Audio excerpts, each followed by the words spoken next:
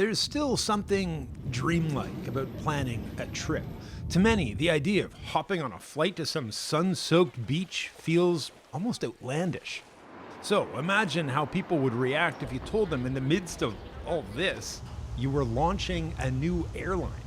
And people go, whoa, what are you doing? Interesting timing. Are you nuts? But this serial entrepreneur says now is the time to strike. So his new airline is cutting deals with airports starved of revenue and picking up equipment at rock bottom prices. We're able to get airplanes at one heck of a price. Low-cost Canada Jetlines will start by focusing on flights to sun destinations. It's part of a wave of new airlines rushing to grab part of an expected travel bonanza when restrictions finally lift for good. Online travel sites in the US are already seeing a major uptick in bookings.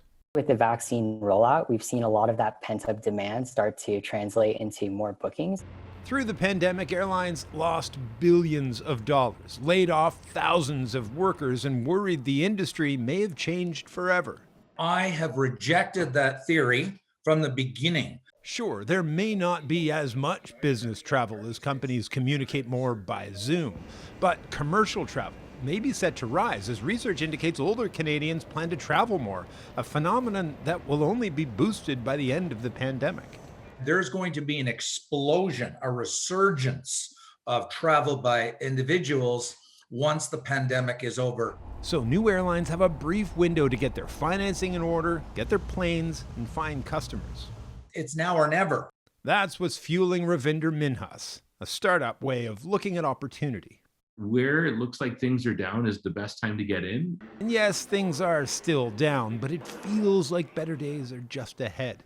And if all these new airlines do take off, that means more options and just maybe lower prices for consumers when travel restrictions finally give way.